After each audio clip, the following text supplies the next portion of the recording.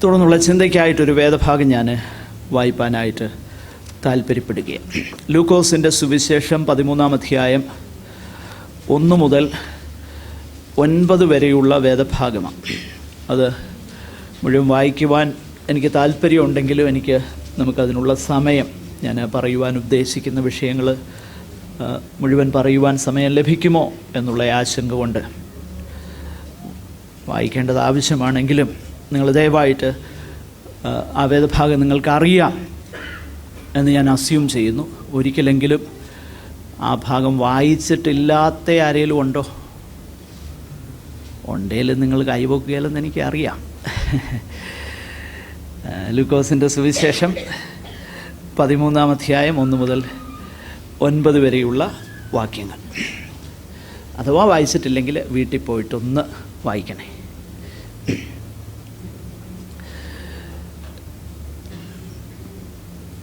ഈ വേദഭാഗത്ത് നിന്ന് ഞാൻ നേരത്തെ ഓർപ്പിച്ചതാകുന്ന ആ വിഷയം ഒന്ന് നിങ്ങളുമായി ഷെയർ ചെയ്യുവാനായിട്ട് ഞാൻ ആഗ്രഹിക്കാം. ഈ അനർത്ഥങ്ങൾ, വിപത്തുകൾ നേരിടുമ്പോൾ ആദ്യം നമ്മുടെ ചിന്ത വൈ ഇറ്റ് ഹാപ്പൻഡ് എന്നുള്ളതാണ്. എന്തുകൊണ്ടായത് സംഭവിച്ചതെന്നാണ് ചിന്തിക്കുന്നത്. എന്തുകൊണ്ടാണ് ഇത് സംഭവിച്ചത്? ആരുടെ കുറ്റം കൊണ്ടാണ്? ഇത് മനുഷ്യൻ്റെ ഒരു പ്രവണതയാണ്. യോഹന്നാൻ്റെ സുവിശേഷം 9-ാം അധ്യായത്തിൽ, എടുക്കണ്ട, ഞാനങ്ങ് പറയാം, സമയമില്ല. പിറവിയിലെ കുരുടനാകുന്ന ഒരു മനുഷ്യനെ കണ്ടുകൊണ്ട് ശിഷ്യന്മാരുടെ ചോദ്യം എന്നാണെന്നറിയാം? വായിച്ചിട്ടുണ്ടോ?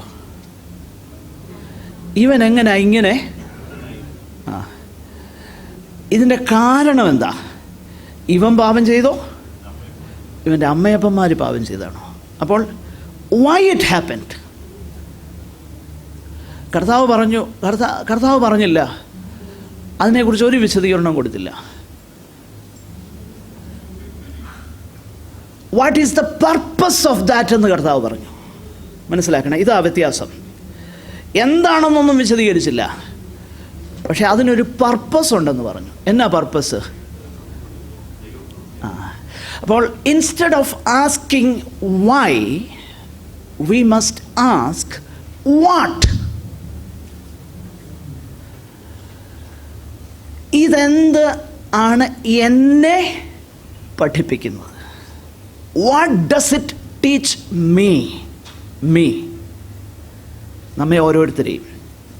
അപ്പോൾ വൈ എന്നുള്ള ചോദ്യം മാറ്റുക. ഈ വൈ എന്നുള്ള ചോദ്യം ഉള്ളത് കൊണ്ടാണ് ചിലപ്പോൾ ആരോ ഏതാണ്ട് ചെയ്തതായിരിക്കും നിങ്ങളുടെ ഉയർച്ചയിൽ, ഇല്ലേ? അത് ഈ വൈ എന്ന് ചോദിക്കുന്നവരുടെ ഒരു പ്രശ്നം. അത് വൈ എന്ന്, അത് കാരണം നമ്മളെല്ലാം ഈ വൈ എന്നേ ചോദിക്കാറുള്ളൂ. എന്തുകൊണ്ട്? അപ്പം നമ്മൾ കാരണം ചിലപ്പോൾ അവന് അല്ല ഇന്നാരുടെ അസൂയ കൊണ്ട് പറ്റിയതായത്, അല്ലെങ്കിൽ ഇന്ന ആൾ മുസ്ലിമിനെ കൊണ്ട് കെട്ടിപ്പിച്ചതാ എന്നൊക്കെയാണ് നമ്മൾ പറയുന്നത്. No no no no no, അതല്ല. What does it teach me? അതാണ് നമ്മൾ ചോദിക്കേണ്ടത്. ഒരനർത്ഥം സംഭവിക്കുമ്പോൾ ദൈവമക്കളുടെ ചോദ്യം എന്തുകൊണ്ടെന്നല്ല, എന്താ ഇതെന്നെ പഠിപ്പിക്കുന്നത്? കർത്താവ് അതാ പഠിപ്പിക്കുന്നത്. നമുക്ക് ആ കാര്യം, ഞാൻ പറഞ്ഞല്ലോ, ഞാൻ എടുത്ത വിഷയം എത്രത്തോളം എനിക്ക് ശാന്തമായിട്ട് പറഞ്ഞില്ലേ മനസ്സിലാകത്തുമില്ല, ഓടിപ്പോകാനും പറ്റുകയില്ല, എന്നാൽ പറയുകയും വേണം സമയത്തിൻ്റെ പരിമിതിയിൽ. അതുകൊണ്ട് നമുക്ക് ആ ഭാഗം ഒന്ന് ഫോക്കസ് ചെയ്യാം. ഞാൻ പറഞ്ഞല്ലോ, അത് വായിക്കാൻ പോലും നമുക്ക് നേരമില്ല. എങ്കിലും ഇവിടെ ആ 13-ാം അധ്യായം, ലൂക്കോസിൻ്റെ സുവിശേഷം 13-ാം അധ്യായം ആരംഭിക്കുന്നത് ഇങ്ങനെയാണ്: ആ സമയത്ത് തന്നെ അവിടെ ഉണ്ടായിരുന്ന എന്ന് പറഞ്ഞാണ് ആ വേദഭാഗം ആരംഭിക്കുന്നത്. ഒരു പ്രത്യേക സമയം. ഏത് സമയം എന്നുള്ളത് മുകളിൽ വായിക്കുമ്പോഴാണ് നമുക്ക് മനസ്സിലാകുന്നത്. ഏത് സമയത്താണ് ഇത് സംഭവിച്ചത് എന്ന് പറഞ്ഞു കഴിഞ്ഞാൽ അതിൻ്റെ 12-ാം അധ്യായം 54 മുതലുള്ള വാക്യങ്ങളിലാണ് കർത്താവ് പറയുന്ന കാര്യം എന്താ? അവിടെ നിങ്ങൾക്ക് കാലാവസ്ഥയൊക്കെ നോക്കി കാര്യങ്ങളെ മനസ്സിലാക്കാൻ കഴിയും. പക്ഷെങ്കിൽ അത്രയുമെങ്കിലും വിവേചന ബുദ്ധി നിങ്ങൾക്ക് ആത്മീക വിഷയങ്ങളിലുണ്ടോ എന്ന് കർത്താവ് ചോദിക്കുന്ന ഒരു പശ്ചാത്തലമായത്. മനസ്സിലാകുന്നുണ്ടോ? ഒന്ന് വായിച്ചോ. ഇപ്പം എനിക്ക് സമയമില്ല, എങ്കിലും വായിച്ചോന്നേ. ആ ആ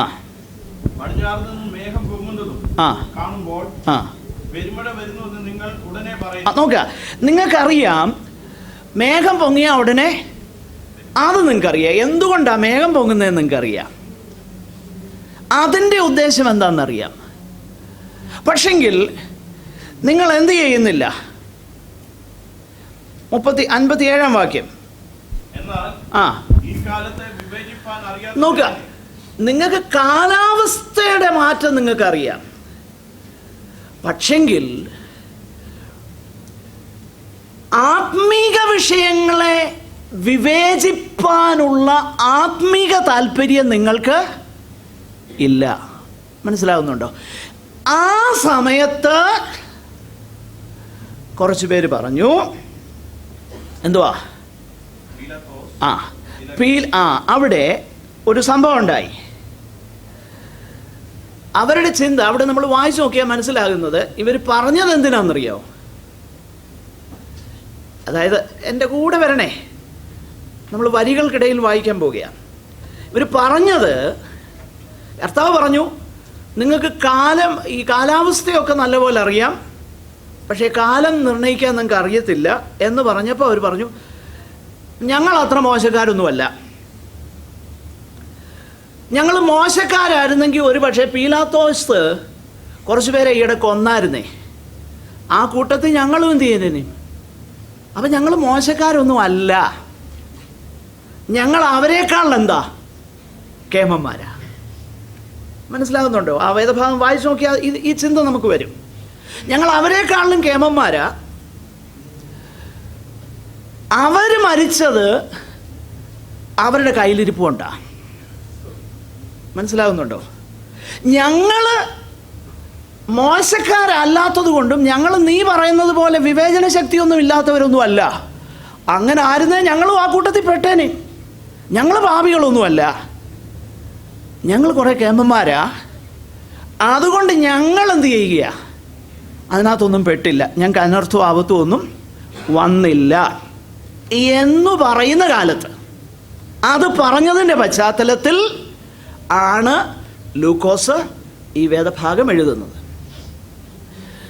ഇവിടെ ഈ ഒരു കാര്യം, അതായത് കർത്താവ് പറയുന്ന ഒരു കാര്യം നമ്മളൊന്ന് മനസ്സിലാക്കണം. അപ്പോൾ ആ കറണ്ട് ഈവൻ്റ് എടുത്തേച്ച്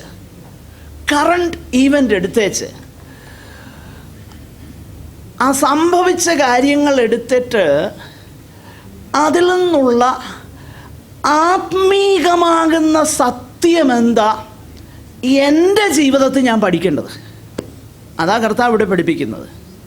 ഒരു ആനുകാലിക സംഭവത്തിൽ ഒരു വിപത്തുണ്ടായപ്പോൾ, അല്ലെ ഒരു അനിഷ്ട സംഭവം ഉണ്ടായപ്പം, what does it teach me? അതാ നമ്മൾ നോക്കേണ്ടത്. ഇപ്പോൾ ആ പ്ലെയിൻ ആക്സിഡൻ്റ് ഉണ്ടായി, അതിപ്പം അതിൻ്റെ ലാൻഡിങ് ഗിയറിൻ്റെ പ്രശ്നമാണോ? അതൊക്കെ ആ എമിറേറ്റ്സുകാർ നോക്കിക്കോളും. പിന്നെ എയർബസ്സോ ബോയിങ്ങോ അവരും അന്വേഷിക്കും. പിന്നെ ഒരു ഏവിയേഷൻ ബോഡിയുണ്ട്, അവർ കൃത്യമായിട്ട് അത് അന്വേഷിക്കാതിരിക്കുകയല്ല. നമ്മൾ വെറുതെ തലപുകയ്ക്കണ്ട, അവരന്വേഷിച്ച് അതിൻ്റെ കൃത്യമാകുന്ന കാരണം കണ്ടെത്തും. അത് മാറിപ്പോകട്ടെ, അത് നമ്മുടെ വിഷയമല്ല. നമ്മുടെ വിഷയം, what does that teach me? എന്നെ ഇതെന്നാ പഠിപ്പിക്കുന്നത്? നമ്മെ ഓരോരുത്തരെയും ഈ സംഭവം എന്ത് പഠിപ്പിക്കുന്നു? അല്ലേ അത് പോകട്ടെ, ഇതിപ്പം നമ്മുടെ പ്രിയപ്പെട്ടവർ അതിനകത്ത് ഇൻവോൾവ് ആയതുകൊണ്ടാണ് നമുക്ക് അത്രയും ഫീൽ ചെയ്യുന്നത്. ഇതിനു മുമ്പ് എത്ര ആക്സിഡൻ്റ് ഉണ്ടായി, നമുക്ക് ഇത്രയും ഫീൽ ചെയ്തോ? ഇല്ലല്ലോ. അപ്പോൾ അങ്ങനെയെങ്കിൽ നിശ്ചയമായിട്ടും ഒരനർത്ഥം, ഒരു വിപത്തുണ്ടാകുമ്പോൾ എനിക്കെന്താണ് അതിൽ നിന്ന് മനസ്സിലാക്കാൻ കഴിയുന്നത്? ഇതാ കർത്താവ് പറയുന്നത്. പീലാത്തോസ് കുറച്ച് പേരുടെ രക്തം അവരുടെ യാഗത്തോടൊപ്പം കലർത്തി എന്ന് പറഞ്ഞാൽ അവരെ കൊന്നു കളഞ്ഞു. അത് അവിടെ വ്യക്തമായിട്ട് നമുക്ക് മനസ്സിലാകും. അതെന്നാ സംഭവം എന്നൊന്നും ഇവിടെ നിന്ന് മനസ്സിലാകുന്നില്ല. യഹൂദ ചരിത്രകാരന്മാർ വല്ലോ അത് രേഖപ്പെടുത്തിയിട്ടുണ്ടോ എന്ന് എനിക്കറിയത്തില്ല. ജോസിഫസോ അല്ലെങ്കിൽ മറ്റാരെങ്കിലും അതിനെക്കുറിച്ച് പറഞ്ഞിട്ടുണ്ടോ എന്ന് എനിക്കറിയത്തില്ല. പക്ഷേ ഒരു കാര്യം ചരിത്രം പഠിച്ചാൽ മനസ്സിലാക്കാൻ കഴിയുന്നുണ്ട്. ഈ റോമ ഭരണത്തിൻ്റെ കീഴിൽ യഹൂദന്മാരെപ്പോഴും ഇങ്ങനെ അപ്രൈസ് ചെയ്തുകൊണ്ടിരുന്നു. അതാണ് അപ്പോസ്തല പ്രവൃത്തിയിലൊക്കെ കാണുന്നുണ്ട്.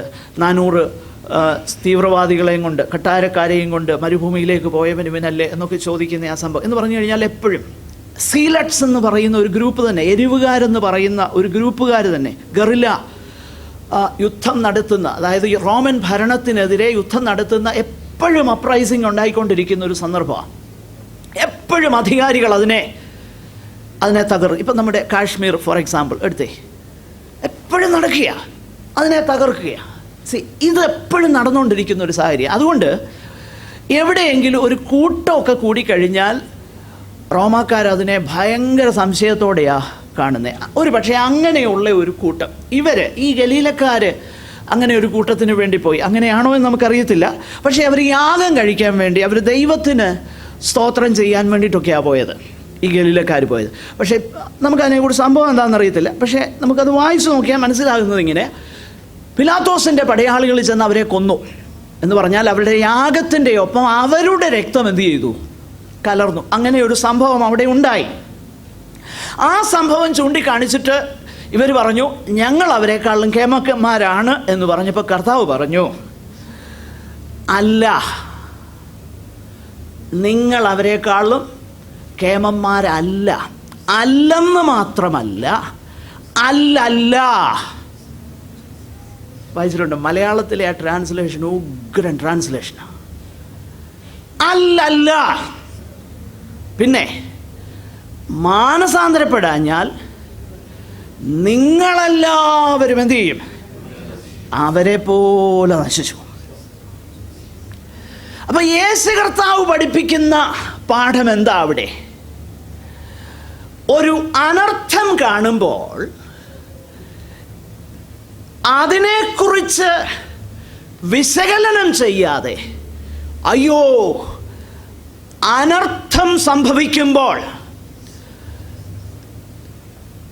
ഞാൻ അനർത്ഥത്തിൽ പെടാതിരുന്നത് ഈ ഒരു ദിവസം കൂടെ എനിക്ക് ദാനമായി തന്നത് മാനസാന്തരപ്പെടാൻ ഒരവസരമാണെന്ന് പഠിക്കാൻ നമുക്ക് കഴിയുമോ? ഇതാ വിഷയം.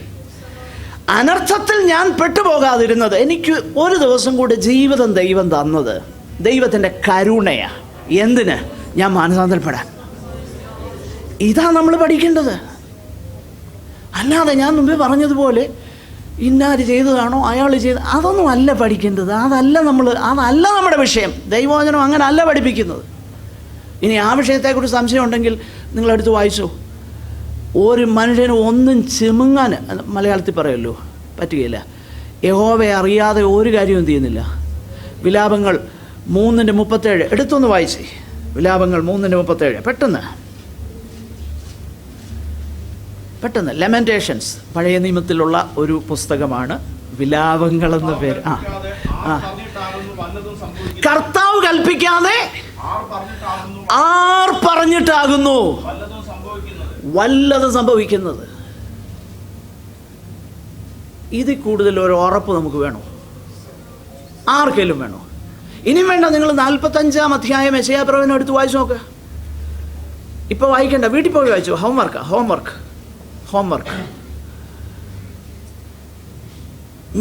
ഞാൻ തന്നെ, ഞാനല്ലാതെ ഒരു ദൈവവുമില്ല, ഞാൻ അറിയാതെ ഒന്നും സംഭവിക്കുന്നില്ല. പിന്നെ പറയുക, കർത്താവ് കൽപ്പിച്ച ലെമന്റേഷൻസ്, കർത്താവ് കൽപ്പിച്ചിട്ടല്ലാതെ. അപ്പോൾ ആരാ എന്താ ചെയ്തതെന്നുള്ളത് നമ്മുടെ വിഷയമല്ല. ഒറ്റ ആൻസർ വേദപുസ്തകം വ്യക്തമാക്കിയിട്ടുണ്ട്. അതിനപ്പുറം നമുക്ക് ആരുടെയും സജഷൻ്റെ ആവശ്യമില്ല. ആരുടെയും സജഷൻ. കർത്താവ് കൽപ്പിക്കാതെ ഒന്നും എന്ത് ചെയ്യുന്നില്ല.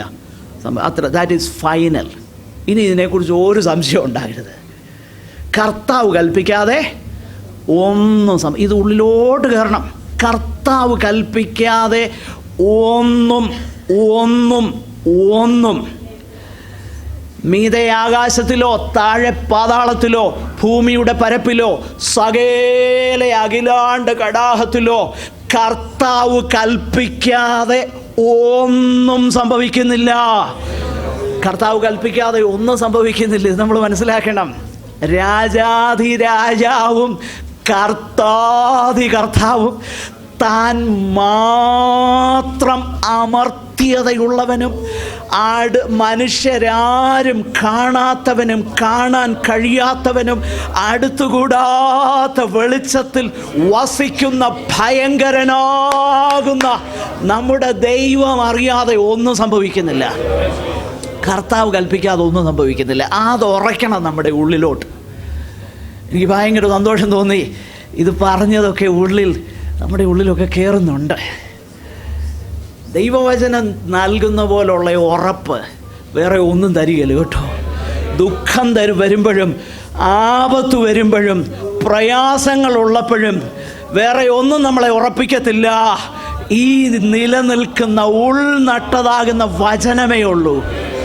അത് തെളിയിക്കപ്പെടുന്നത് ഓർത്ത് ഞാൻ ദൈവത്തിന് സ്തോത്രം ചെയ്യുകയാണ്. അതുകൊണ്ട് അത് ഉള്ളിലോട്ട് കയറട്ടെ. അത് നമുക്ക് സീരിയസ് ആയിട്ട് എടുക്കാം. ഇറ്റേണൽ ലിവിങ് വേർഡ് കർത്താവ് പറഞ്ഞു, ഞാൻ കൽപ്പിച്ചിട്ടല്ല. അത് ഒന്നും ഈ കർത്താവ് ഇവിടെ പറയുകയാണ്. എൻ്റെ സമയം പെട്ടെന്ന് പോകുകയാണ്. കർത്താവ് പറയുക, ആ വിഷയം എടുത്തേച്ച് ഈ ഒരു കാര്യം അവരോട് പറയുക. അതായത് നിങ്ങൾ എന്നാ മനസ്സിലായി. എന്നിട്ട് വേറൊരു കാര്യം കൂടെ കർത്താവ് ഇവിടെ പറയുന്നുണ്ട്. അതായത് ഒരു ഗോപുരം വീണ് കുറച്ച് പേരെന്ത് ചെയ്തു? ആ കാലത്ത് മരിച്ചുപോയി. ഈ രണ്ട് സംഭവങ്ങളൊന്ന് ശ്രദ്ധിച്ചേ. ആദ്യം കണ്ടത് പീലാത്തോസ് എന്ത് ചെയ്തു? കുറച്ച് പേരെ കൊന്നു, ഗലീലക്കാരെ കൊന്നു. അവരുടെ യാഗത്തിൽ അവരുടെ രക്തം കലർത്തി. അത് പീലാത്തോസ് ചെയ്തതാകുന്നൊരു കാര്യമാണ്. രണ്ടാമത്തെ വിഷയം എന്തുവാ? ശിലോമ. ഇത് രണ്ട് നിലയിലുള്ള കാര്യങ്ങൾ. ഒന്ന്, ആദ്യത്തേത് മനുഷ്യനുണ്ടാക്കിയ കാര്യമാണ്, ഒരു ദുഷ്ട മനുഷ്യൻ ഉണ്ടാക്കിയ കാര്യം. മറ്റേതെന്തുവാ? ഒരു ആക്സിഡൻറ്റാണ്. ഇത് തമ്മിലുള്ള വ്യത്യാസം മനസ്സിലാക്കുന്നുണ്ടോ? മറ്റേതൊരു ആക്സിഡൻറ്റാണ്. ഗോപുരം വീണ് അവർ അവിടെ കാണുന്ന ആ ഗോപുരം വീണ് അവർ മരിച്ചുപോയി, ആക്സിഡൻറ്റ്. മറ്റേത് മനുഷ്യനുണ്ടാക്കിയ കാര്യം. അപ്പോൾ whether it is caused by human beings or it is an accident, ഇതിൻ്റെ എല്ലാം പരമാധികാരിതയും അതൊരിക്കലും മറന്നു പോകരുത്. ഈ കാര്യത്തിൽ കർത്താവ് അവരോട് പറയുന്ന ഒരു കാര്യം എന്താ? ആ ഗലീലക്കാർ ഇതനുഭവിക്കിയാൽ എല്ലാ ഗലീലക്കാരിലും പാപികളായിരുന്നു എന്ന് നിങ്ങൾക്ക് തോന്നുന്നുണ്ടോ? 2 പ്രാവശ്യം കർത്താവ് ഇത് പറയുന്നുണ്ട്. 3-ാം വാക്യത്തിലും 5-ാം വാക്യത്തിലും ഇത് പറയുന്നുണ്ട്. എന്നിട്ട് പറയുക, മാനസാന്തരപ്പെടാഞ്ഞാൽ നിങ്ങളെല്ലാവരും അങ്ങനെ തന്നെ നശിച്ചു പോകും എന്ന് പറഞ്ഞു കഴിഞ്ഞാൽ അതിൻ്റെ അർത്ഥം എന്താ? അവർ നശിച്ചു പോയെന്ന് നിങ്ങൾ പറയുന്നു. അവർ മരിച്ചുപോയി, അതുകൊണ്ട് അവർ ഞങ്ങളെക്കാളും പാപികളാണെന്ന് പറയുന്നു. കർത്താവ് പറഞ്ഞു, അല്ല, അവർക്ക് ആപത്ത് ഉണ്ടായി അവർ മരിച്ചെന്നേ ഉള്ളൂ. പക്ഷേ മാനസാന്തരപ്പെട്ടില്ലെങ്കിൽ അവസാനം നിങ്ങളെല്ലാവരും എന്ത് ചെയ്യും? നശിച്ചു. എന്താ നാശം? നിത്യനാശം. പ്രിയപ്പെട്ടവരെ, അതുകൊണ്ട് ഇന്നുണ്ടാകുന്ന അനർത്ഥങ്ങളെ അല്ല നമ്മൾ പേടിക്കേണ്ടത്, നിത്യനാശത്തെയാണ് പേടിക്കേണ്ടത്. അതുകൊണ്ടാണ് കർത്താവ് പറഞ്ഞത്, ദേഹത്തെ കൊല്ലാൻ കഴിയുന്നവരെ നിങ്ങൾ എന്ത് ചെയ്യണ്ട? ഭയപ്പെടേണ്ട. ആരെ ഭയപ്പെടണമെന്ന് ഞാൻ പറയാം. ദേഹിയെയും ദേഹത്തെയും നരകത്തിൽ നശിപ്പിക്കുവാൻ കഴിവുള്ളവനെയാണ് നിങ്ങൾ എന്ത് ചെയ്യേണ്ടത്? ഭയപ്പെടേണ്ട. ഒത്തിരി പേര് അനർത്ഥങ്ങളിൽ പെട്ടിട്ടുണ്ട്. ഞാനും നിങ്ങളും അനർത്ഥങ്ങളിൽ പെട്ടിട്ടില്ല. അതുകൊണ്ട് ഞാനും നിങ്ങളും അവരെക്കാളും മെച്ചമല്ല. ഞാനായാലും നിങ്ങളായാലും വലിയ ട്രാജഡി എന്താ? ഇന്നുണ്ടാകുന്ന അനർത്ഥമല്ല. വലിയ ട്രാജഡി നിത്യതയിൽ ചെല്ലുമ്പോൾ നരകത്തിലേക്ക് പോകുന്നെങ്കിൽ അതാ വലിയ ട്രാജഡി. ക്യാൻസർ വരുന്നതല്ല ട്രാജഡി, ഹാർട്ട് അറ്റാക്ക് ഉണ്ടാകുന്നതല്ല ട്രാജഡി, അനർത്ഥമുണ്ടാകുന്നതല്ല ട്രാജഡി. നിത്യനരകത്തിലേക്ക് ഒരു മനുഷ്യൻ പോയാൽ വലിയ ട്രാജഡി അതാ. അപ്പം എന്താ നമ്മൾ പഠിക്കേണ്ടത്? കർത്താവ് പറയാ, ഇതാ നിങ്ങൾ പഠിക്കേണ്ടത്. അല്ലല്ല, മാനസാന്തരപ്പെടാഞ്ഞാൽ നിങ്ങളെല്ലാവരും അങ്ങനെ നശിച്ചു പോകും എന്ന് പറഞ്ഞാൽ നിങ്ങളുടെ മേൽ ഗോപുരം വീഴുമെന്നല്ല കർത്താവ് പറഞ്ഞത്. നിങ്ങളെയും പിലാത്തോസ് കൊല്ലുമെന്നല്ല പറഞ്ഞത്. നോ, നിങ്ങൾ കർത്താവിൻ്റെ ന്യായാസനത്തിങ്കിൽ നിൽക്കേണ്ടി വരുമെന്നാണ് പറഞ്ഞത്.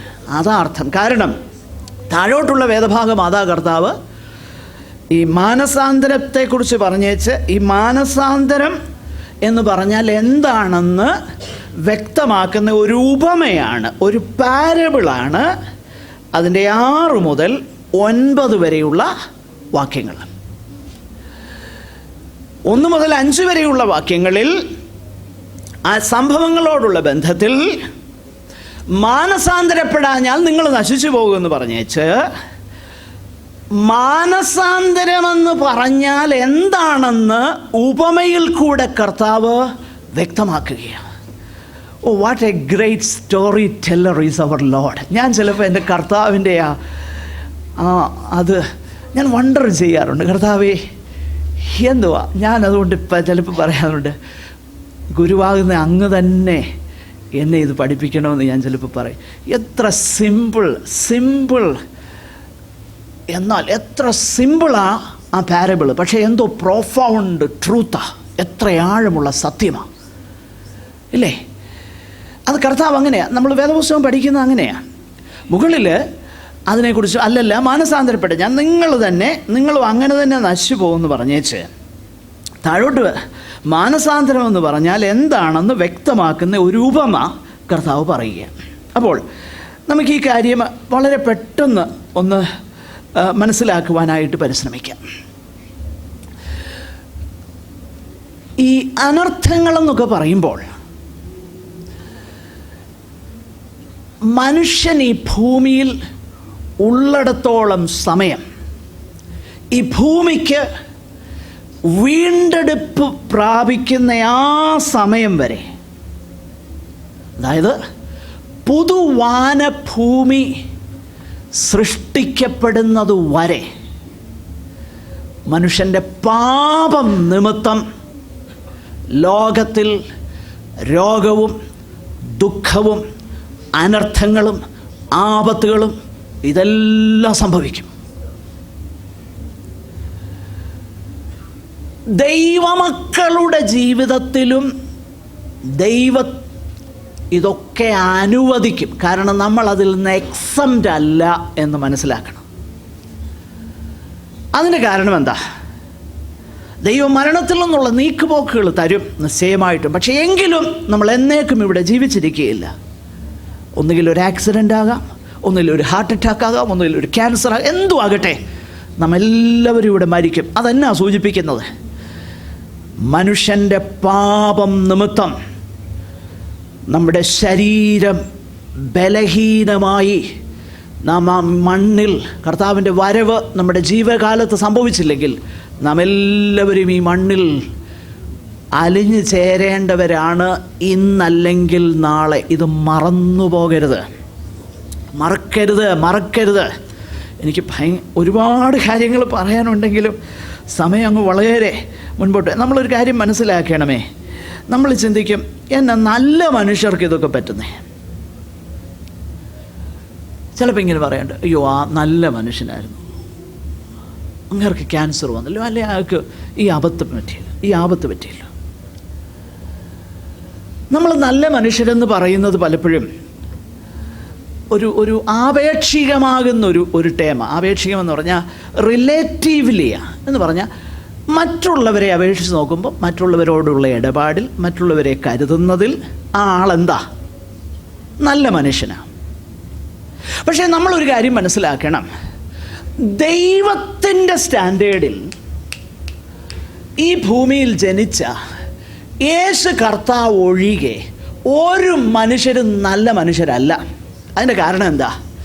ഒരു വ്യത്യാസവും ഇല്ല. പാപം ചെയ്ത് എല്ലാവരും ദൈവതേജസ്സില്ലാത്തവരായി തീർന്നത്. നല്ല മനുഷ്യർ കാണും, നല്ല മനുഷ്യർ കാണും. പക്ഷെങ്കിൽ ദൈവത്തിൻ്റെ സ്റ്റാൻഡേർഡിൽ ഒരു വ്യത്യാസവുമില്ല. എല്ലാവരും ശിക്ഷയ്ക്ക് യോഗ്യരാ, എല്ലാവരും മരണത്തിന് അർഹരാ, എല്ലാവരും ഈ മണ്ണിൽ അലിഞ്ഞു ചേരേണ്ടവരാ പാപം നിമിത്തം. ഈ മണ്ണിൽ അലിഞ്ഞു ചേരേണ്ടവരാണെന്നുള്ള ഒരു ബോധം നമ്മുടെ ഉള്ളിലോട്ട് കയറണം. അങ്ങനെ ഉണ്ടെങ്കിൽ മണ്ണിനും കല്ലിനും വേണ്ടി നമ്മളിവിടെ വഴക്കുണ്ടാക്കത്തില്ല. പക്ഷേ ഇത് എത്ര പറഞ്ഞാലും ഇപ്പം നമ്മുടെ ഉള്ളിലോട്ട് കയറത്തില്ല. നമ്മുടെ ചിന്ത എന്താ? നമ്മൾ കുറഞ്ഞ ഒരു 10 വർഷം കൂടെയും ജീവിച്ചിരിക്കുമെന്ന. പത്രത്തിൽ മരണവാർത്ത വായിക്കുമ്പോൾ നാളെ ആ പടത്തിൻ്റെ സ്ഥാനത്ത് എൻ്റെ പടം ആയിരിക്കുമെന്ന് ചിന്തിക്കുന്ന ആരേലും ഉണ്ടോ? ഒരു കണക്കിന് ഈ വേവലാതിപ്പെടാതെ ജീവിക്കാതിരിക്കാൻ വേണ്ടി എന്തോ ഇതൊക്കെ കേട്ടിട്ട് പേടിയായിട്ടാണോ ഇറങ്ങിപ്പോന്നേ? എനിവേ, പ്രിയപ്പെട്ടവരെ, സോറി, അത് ആ നിലയിലെടുത്താൽ മതി, പിന്നീടൊന്നും ചോദിക്കല്ലേ.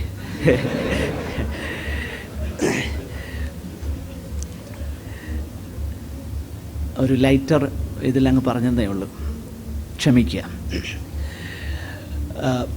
നമ്മളൊന്ന് മനസ്സിലാക്കണം. ഞാൻ മരിക്കുമെന്ന് നമ്മൾ ചിന്തിക്കാറുണ്ടോ? ഇന്ന് സന്ധ്യയ്ക്ക് മുമ്പേ ഞാൻ മരിക്കുമെന്ന് നമ്മൾ ചിന്തിക്കാറുണ്ടോ? ചിന്തിക്കാറില്ല. പക്ഷേ കർത്താവ് പറയുന്നത് നമ്മൾ ചിന്തിക്കണമെന്നാ. കാരണം അല്ലല്ല, മാനസാന്തരപ്പെടാഞ്ഞാൽ നിങ്ങളെല്ലാവരും എന്തു ചെയ്യും? നശിച്ചു പോകും. പ്രിയപ്പെട്ടവരെ, ഇത് വളരെ പ്രാധാന്യമുള്ളൊരു വിഷയമാണ്. മനുഷ്യൻ പാപം ചെയ്തതുകൊണ്ട് ഏതു മനുഷ്യനും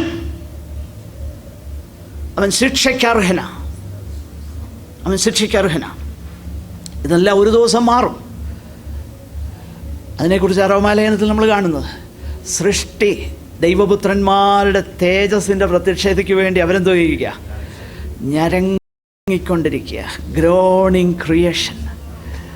ഇതിൽ നിന്ന് എന്നാ ഈ ജനിക്കുന്നു മരിക്കുന്നു, നാച്ചുറൽ കലാമിറ്റീസ്, ആപത്തുകൾ, അനർത്ഥങ്ങൾ. പൗലോസ് അപ്പോസ്തലൻ സൃഷ്ടിയെ ഒന്ന് പേഴ്സോണിഫൈ ചെയ്തേച്ച് പറയുക, എന്നിത് തീരും. മനുഷ്യൻ്റെ പാപത്തിൻ്റെ ഭാരം നിമിത്തം ഈ സൃഷ്ടി എന്ത് ചെയ്യുക? അനുഭവിക്കുക, ഞരങ്ങുക. ഒരു ദിവസം തീരും. എന്താണെന്നറിയാമോ? ഒരു രാജാവ് നീതിയോടെ വാഴുമ്പോൾ ഇതെല്ലാം തീരും. ഒരു രാജാവ് നീതിയോടെ വാഴും.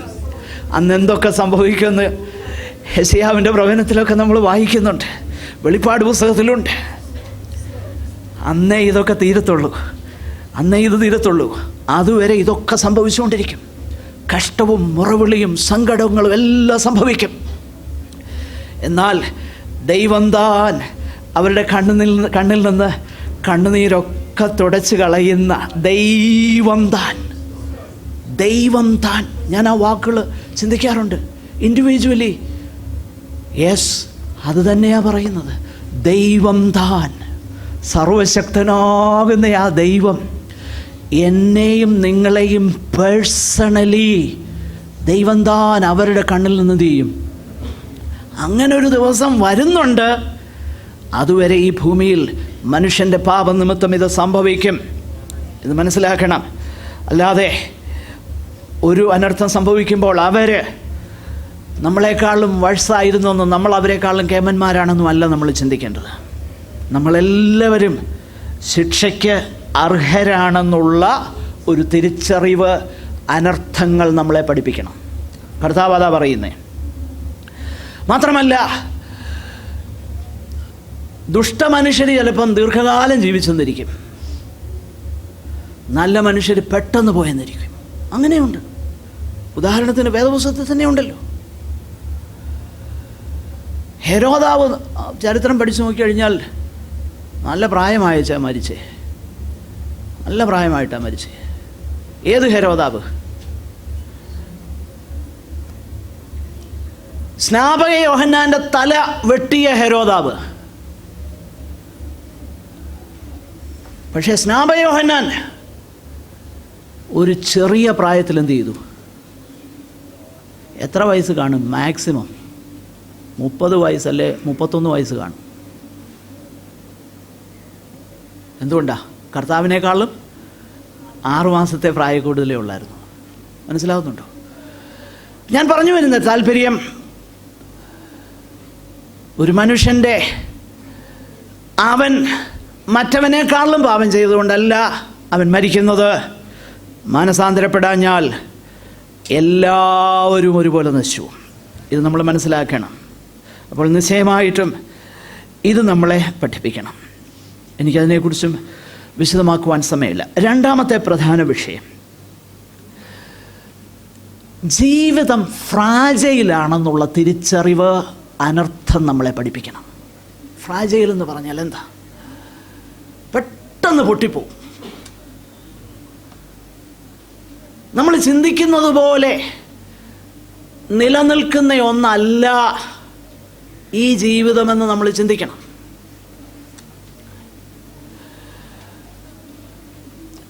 ഗലീലക്കാരവിടെ യാഗം കഴിക്കാൻ വേണ്ടി കൂടിയപ്പം വീട്ടിൽ നിന്ന് അവരിറങ്ങിയപ്പോൾ ആരേലും ചിന്തിച്ചോ പിലാത്തോസിന്റെ പടയാളികൾ വന്ന് ഞങ്ങളെ കൊല്ലുമെന്ന്? ആരും ചിന്തിച്ചു കാണുകയില്ല. ചിന്തിച്ചായിരുന്നു അവർ പോവുകയില്ലായിരുന്നു. ഇല്ലേ? ചിന്തിച്ചായിരുന്നേ പോമോ? ഇല്ല, ആരും ചിന്തിച്ചില്ല. ഗോപുരം വീണ് മരിച്ച അവര് ഈ ഗോപുരം വീഴുമെന്ന് ഏതേലും ഒരു ചിന്തയുണ്ടായിരുന്നു അതിൻ്റെ കീഴെ പോയി നിൽക്കുമായിരുന്നു? ഇല്ല. അപ്പം അങ്ങനെയെങ്കിൽ ഒരു കാര്യം നമ്മൾ മനസ്സിലാക്കണം, ജീവിതം വളരെ നൈമിഷികമാണ്. ഞാൻ എന്നേക്കും ജീവിക്കാൻ പോകുന്നില്ലെന്ന് ഒരനർത്ഥം ടി വി കൂടെ കാണുമ്പം, ഒരു പത്രവാർത്ത കേൾക്കുമ്പം ഞാൻ മനസ്സിലാക്കണം, എൻ്റെ ജീവിതവും ക്ഷണികമാണ്. ഞാൻ എന്നേക്കും ജീവിച്ചിരിക്കാൻ പോകുന്നില്ല. മനുഷ്യൻ്റെ ബെസ്റ്റ് ടെക്നോളജീസ് ജീവൻ നിലനിർത്താൻ പോന്നതല്ല. നമ്മളൊന്ന് ചിന്തിച്ചേ, ബോയിങ്ങോ എയർബസോ ആ വിമാന കമ്പനികളൊക്കെ എത്ര കോടി രൂപ ആണെന്നറിയാമോ ഓരോ വർഷവും റിസർച്ച് ആൻഡ് ഡെവലപ്മെൻറ്റിന് വേണ്ടി ചെലവ് ചെയ്യുന്നേ? കണ്ടിന്യൂസ് പഠിച്ചുകൊണ്ടിരിക്കുക. എവിടെയെങ്കിലും ഒരു ചെറിയ എയർ ആക്സിഡൻ്റ് ഉണ്ടായാൽ അന്താരാഷ്ട്ര ലോകത്തിൻ്റെ ആ ബോഡി ഉണ്ടല്ലോ, ഏവിയേഷൻ്റെ ബോഡി, അവരവിടെ ചെന്നിരിക്കും. ചെറുതോ വലുതോ എന്നുള്ളത് വിഷയമല്ല. അതിന് കാരണം എന്നറിയാമോ? അതവർ പഠിക്കും. പഠിച്ച ശേഷം എന്തുകൊണ്ടതുണ്ടായി എന്ന് നിർണയിച്ചിട്ട് ഇനിയും ഉണ്ടാക്കുന്ന എയർക്രാഫ്റ്റുകൾ ആ പിഴവ് ഒഴിവാക്കാനുള്ള മാക്സിമം അവർ ചെയ്യും. ചെയ്യാതൊന്നുമല്ല. എത്ര കോടി ഡോളേഴ്സാണ് ചിലവാക്കുന്നതെന്നറിയോ? ഈ വിഷയത്തെക്കുറിച്ച് വായിച്ചു നോക്കിയാൽ, അല്പമൊക്കെ ഞാൻ വായിച്ചിട്ടുള്ളതിൻ്റെ അടിസ്ഥാനത്തിലാണ് ഞാനിത് പറയുന്നത്. കോടിക്കണക്കിന് രൂപയാണ് ചിലവാക്കുന്നത്. ഒരു ചെറിയ പീസ് അവർ വേണ്ടാന്ന് വെച്ച് കളയത്തില്ല. തകർന്ന ഒരു വിമാനത്തിൻ്റെ അവശിഷ്ടത്തിൽ നമ്മൾ ചിന്തിക്കും, ഒരു ചെറിയൊരു പീസ്, ഒരു ചെറിയ പ്ലാസ്റ്റിക് ഇതുണ്ട്, കളയത്തില്ല അവർ. അതെടുക്കും, അത് പോട്ടെന്ന് വിചാരിക്കില്ല. അതിന് കാരണം എന്നറിയാമോ? അത് വളരെ വിശദമായിട്ട് സ്ക്രൂട്ടനൈസ് ചെയ്യും, അത് പഠിക്കും. ഇനിയും അങ്ങനെ ഒന്നുണ്ടാകാതിരിക്കാനുള്ളത് മാക്സിമം ചെയ്യും. പക്ഷെ ഒരു കാര്യം മനസ്സിലാക്കണം, എത്ര മാക്സിമം മനുഷ്യൻ ചെയ്താലും മനുഷ്യൻ്റെ ഒരു ടെക്നോളജിയും ദൈവത്തിൻ്റെ നിർണയത്തിൻ്റെ മുൻപാകെ നിലനിൽക്കുകയില്ല. ഇത് നമ്മൾ മനസ്സിലാക്കണം. ബോംബെ വെച്ചൊക്കെ, ഇവിടുത്തെ എനിക്കറിയത്തില്ല,